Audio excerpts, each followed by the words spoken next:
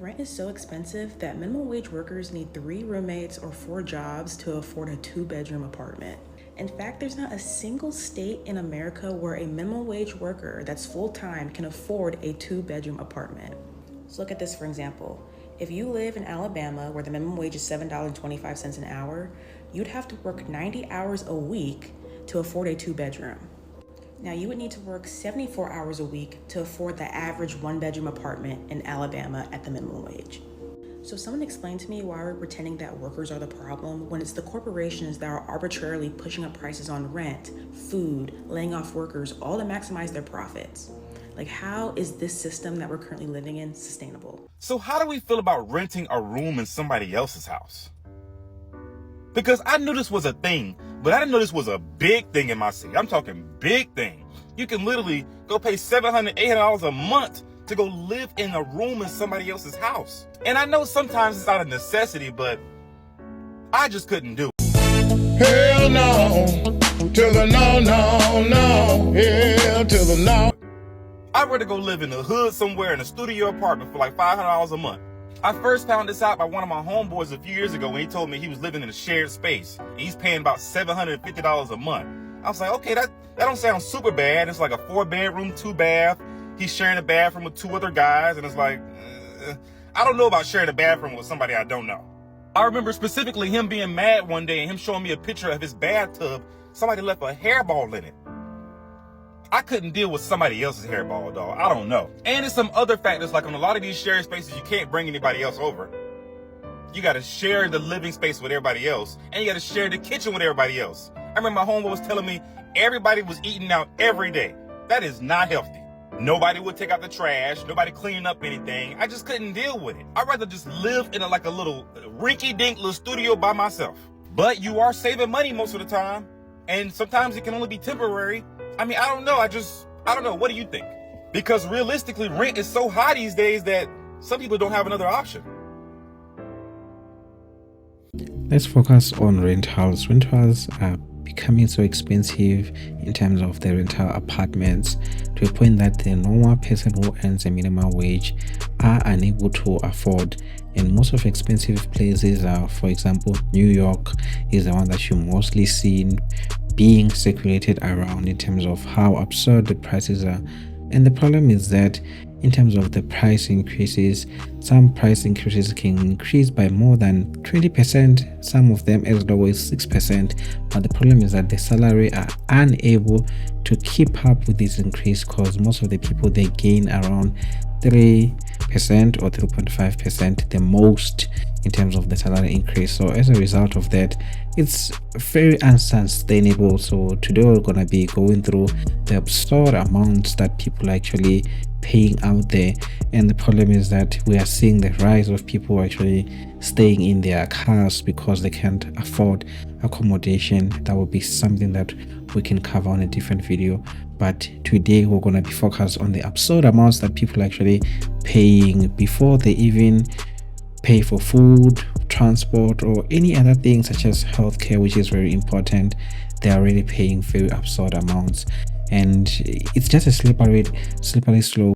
I don't know if you saw this, but yesterday the Rent Guidelines Board increased rent for those living in rent-stabilized apartments. 2 million people are impacted by this by up to 6% over the next couple of years. And this is a big deal because so many New Yorkers can only afford to live here because of these rent-stabilized apartments, because market rate is wild. And I'll show you. Like average rent in Manhattan on some of these 1-bedroom apartments is up to $5,000. Like that's an average rent. It's $5,000, and it's not just Manhattan. It's all the boroughs. We're seeing luxury development. We're seeing gentrification and displacement, and it's become increasingly impossible to live in the city. And it's changing the city in so many ways.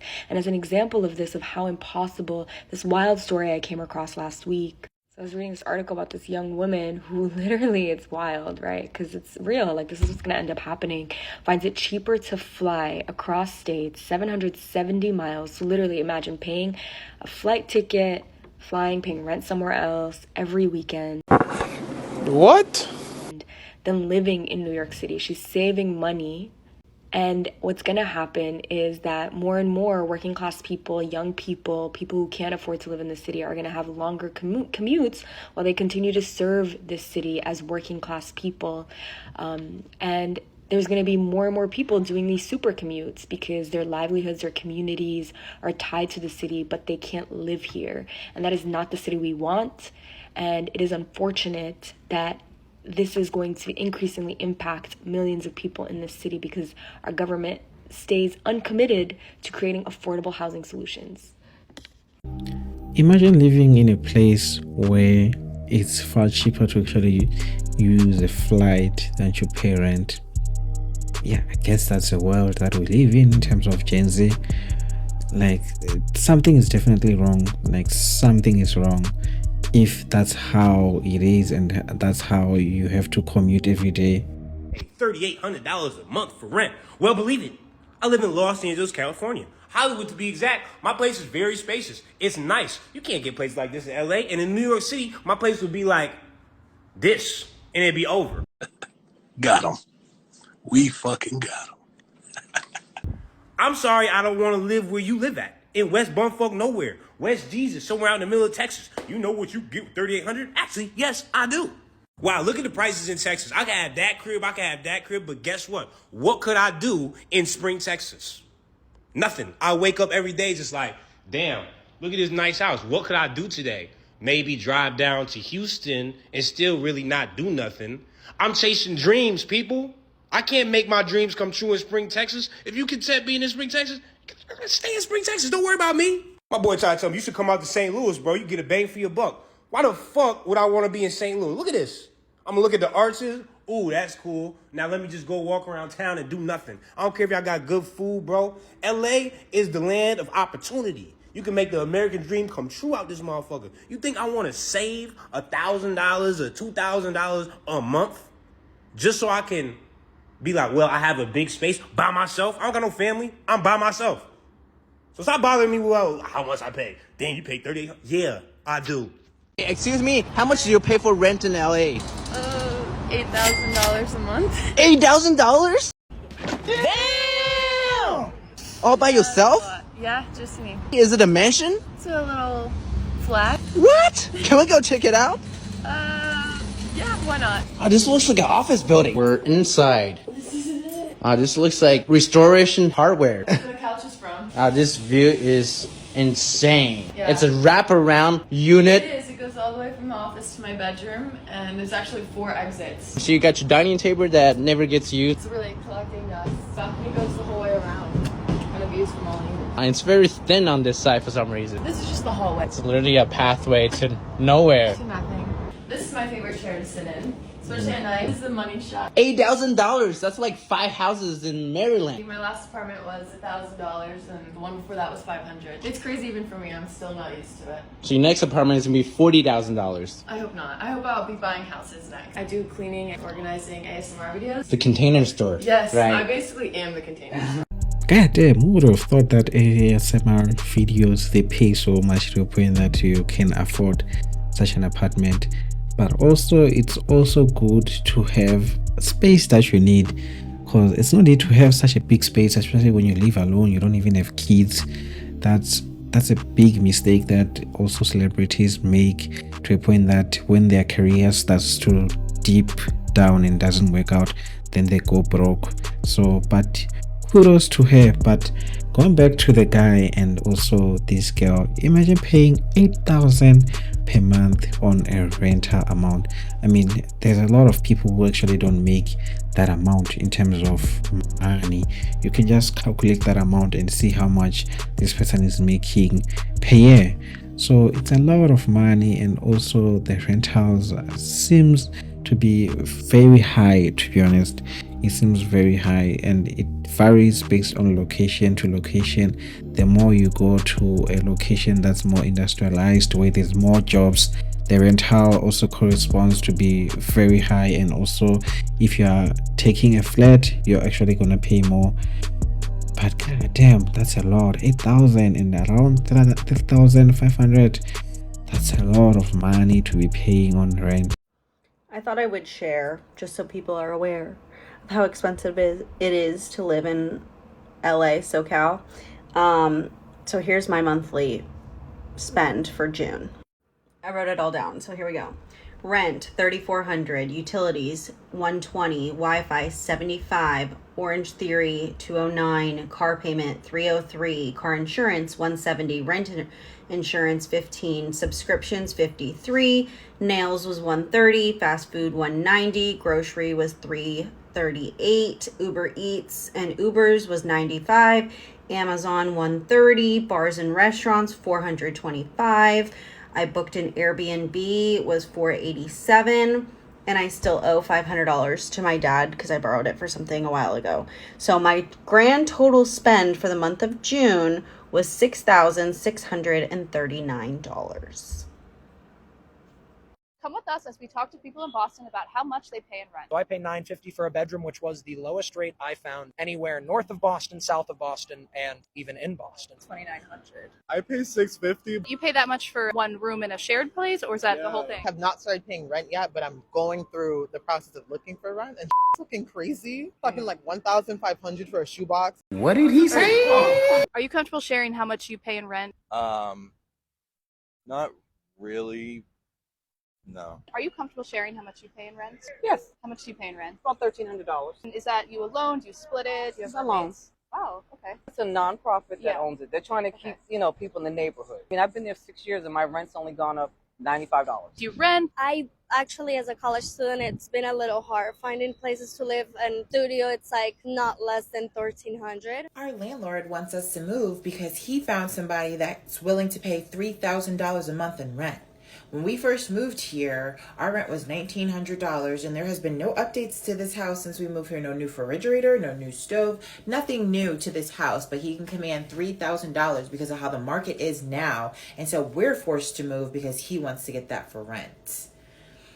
Yes, and now we're trying to get into a market where all the rents have exploded, and it's because of what? I'm at the property right now. You sent over text that you'd be home. You really thought I'd meet you in person after you tried to double my rent? I'm not paying more than $1,100. Look, I told you I'd work with you. I know you're at $1,100. Most of the properties in the area are at $2,500. I told you I'd work with you to be able to, try and figure this out. I'm trying to make this possible here. Possible? You're literally trying to double my rent. I own the property now, and I hear you, but it's worth a lot more. Just my taxes and insurance alone are $1,100 a month. I'm trying to get you the best price here. Sir, I literally don't care what you think. You can try to evict me if you want. I'm not leaving. Good luck. Oh, and I changed the locks too, by the way. So don't even try to put an eviction notice on my door, or else. I really wanted to work something out, but if not, I'm just going to come back with the sheriff. I don't doubt that. I'm done talking to you and blocking your number. So in terms of rent, is that there's always someone who's always willing to pay more than you. So as a result, the landlords are not afraid to actually raise the rent. So it's a problem. And if you live in a developed country, especially with these people as well from other countries, some of them, they even have more money than you and they can afford the rent better, which means that even if the locals are not staying in those apartments, someone from somewhere else or from another state will come and occupy those rental places when they come looking for work. So as much as the rent keeps going up and people who stay locally are unable to afford, but someone else will always come and take that rental amount. So it's a bit of a problem, and there's a problem that also developing countries are also seeing, especially with the rise of work from home. There are people who are either from the States or some developed countries where their finances are actually more than the local, basically the exchange rate. It means that they can get more for their money. So when they go to those places, they actually pay more rent, and for them it's not much. So as a result, the rental keeps on increasing and the locals are able to afford. So it's a bit of a problem which I don't see a solution unless if there's some sort of regulation that actually caps the rent and say for this area from block A to block B, whatever, the rental needs to be kept at this amount so that the people who work in this area, such as McDonald's workers, whatever, can be able to afford rent. then we can be able to fight in terms of people who are homeless and people who stay in their cars, because now rent is more affordable. And also the minimum wage, people will be able to afford rent. So this is the only way to be able to solve this whole rental thing. Otherwise, people are always going to keep on raising the rent, especially if the area gets more developed. And also the landlords, they watch what other landlords are actually making people pay, like this guy saying that other people are paying this much. So yeah, it's a bit of a long stretch, and we need government intervention to be able to get long-term solutions that will produce long-term results instead of just short-term solutions, and tomorrow we're back to square one. Boston, Massachusetts has the highest rent prices in America, and I just can't pay $5,460 for this apartment anymore. And I'm excited to show you guys where I'm off to next. Across the street. I'm walking across the street and I found an apartment there. Seaport has such a whack connotation. People are so mad I didn't say the Seaport and then I'm a transplant. And so what if I want in-unit washer and dryer, AC, and no rats? My last apartment was a 2-bed, 2-bath. This is a studio with a den, and yes, you can actually see my old apartment right there. What's better than staring at this pool from my old apartment, staring at it and being able to use it because I live here? I'd argue that's the best pool in Boston. This place went above and beyond. They left me some mugs, a bottle of champagne, some water, towels, yoga mat, everything. This unit is huge, but the one place it shows that it's a studio is the tiny appliance. Bathroom is standard duty. I do like having all of this storage, the medicine cabinet, and more over by the shower. This is the den. It looks a lot like a bedroom, but it has no door or a window, so they legally have to call it a den. I honestly don't care. I'm glad that I have so much room in this place, and it's bigger than most 1-bed, 1-baths. This is it. Sometimes I wonder if our country thinks that poor people should just die. I say this because our federal minimum wage is $7.25, and even though in a lot of states it's higher than that, right? Like, for example, I'm from New York City and it's $16.50 right now. Even with that, you would be living in poverty. And I don't think it's crazy to think that people who work minimum wage jobs should not be living at the poverty line. And then they tell the poor to go to college so you don't end up in a minimum wage job. So you go to college, you take out thousands, hundreds of thousands of dollars in debt. And then you work a minimum wage job throughout college to pay for it and interest, right? And then you get out of college even more in debt than you were prior. And then best case scenario, you do get a job straight out of college and then you spend 20 plus years paying it back. Yeah, that definitely does sound like the American dream, and I cannot wait to continue living it. Like I said, there's always someone who's always willing to pay so much, just like the guy that we just saw now, paying so much for rent, and he doesn't even mind. And then the next lady, you can see that she's struggling with the rent because rent is so expensive. So there are people who are benefiting and there are people who are actually struggling. Yeah, and that's all that I have in store for you. And for those who are new, please consider subscribing. I'd really appreciate it when we grow the channel. And for those who are coming back again, and thank you again, and I'll see you same time, same place. Bye.